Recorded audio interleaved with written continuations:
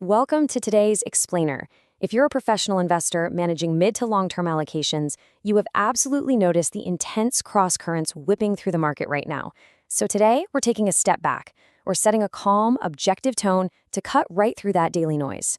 We're going to unpack the specific technical adjustments that are currently masking longer-term trends, dig into the structural cost challenges facing the AI industry, and evaluate the post-IPO realities of SpaceX. Let's get right into it.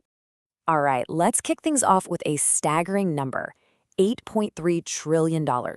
That is the record-breaking options expiration we recently hit, which is a full 18% higher than the previous record. What's crucial to understand here is that the intense market turbulence we're seeing right now is heavily driven by these massive technical adjustments and the mechanical rebalancing happening at the institutional level. It's not necessarily signaling a fundamental shift in the underlying economy. Here's our executive rundown for today. First, navigating high market volatility. Second, the AI model price war. Third, SpaceX's debt and unlocking. And fourth, strategic asset allocation. Section 1. Navigating high market volatility. Technical adjustments masking long-term trends.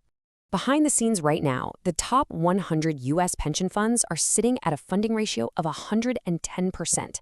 That is literally the highest level we've seen since 2001. Because of the massive run-up in equities, these funds are flush with profit. So to lock in those gains and rebalance their portfolios before month-end, we're looking at a mechanical sell-off of roughly $165 billion in equities to buy bonds. It's a massive, forced rotation that's temporarily draining liquidity straight out of the stock market. Add the macroeconomic backdrop to all of that technical pressure, and things get even tighter. Looking at the latest Federal Reserve projections, we've got 8 members planning to hold rates, just 1 projecting a cut, and 9 projecting further hikes. The hawkish tilt here is absolutely undeniable. The Fed is intensely focused on wrestling inflation back to 2%. And by making it crystal clear that they're highly data-dependent, they're effectively allowing the market's immediate knee-jerk reactions to dictate tighter global financial conditions. Moving on to Section 2, the AI model price war, shifting economics from closed to open source. So consider the stark contrast in pricing for high-tier reasoning tasks right now. You've got a premium closed model like Claude 3.5 costing around $3.25 per task. Now compare that to a highly capable open-source alternative like DeepSeek coming in at just 5 cents. It's a real game changer. The performance gap between closed and open-source models is shrinking rapidly, but the cost gap, it remains absolutely enormous. And because of that, enterprise adoption is becoming incredibly cost-sensitive. And here is where it gets really interesting, because this trickles down through the entire AI supply chain. We're seeing peak token usage for high-end models start to decline. Correspondingly, data center server rental prices are dropping. Enterprises are realizing they don't need a Ferrari just to go grocery shopping. They're shifting to smaller, cheaper, local models for their daily tasks. This directly threatens the return on investment for the big tech giants. Actually, even Microsoft is reportedly evaluating DeepSeek V4 to lower its own cloud service costs. Make no mistake, if ROI isn't realized soon, the massive hyperscaler capex that's been fueling the whole semiconductor boom is going to come under intense scrutiny. Section 3. SpaceX, Debt and Unlocking. Evaluating the $3 trillion giant's liquidity. Let's walk through the critical upcoming liquidity timeline for SpaceX. Right now, they're trading in their post-IPO phase with a pretty limited float. But looking ahead, just 2 days after their Q2 2026 earnings release, a massive lockup expiration is going to hit. This is going to flood the market with early investor and employee shares. We're talking potentially more shares than were even released during the IPO itself. And further out, in September 2027, a massive $20 billion bridge loan comes due. Now, there is a pretty major market misconception floating around right now regarding passive ETF inflows supporting SpaceX's stock price. A lot of folks assume that just because SpaceX is a massive company, index funds will mechanically have to buy tens of billions of dollars of it. But that's not how it works.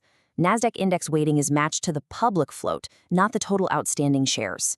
Because the initial float is so small, the passive index buying power is actually capped.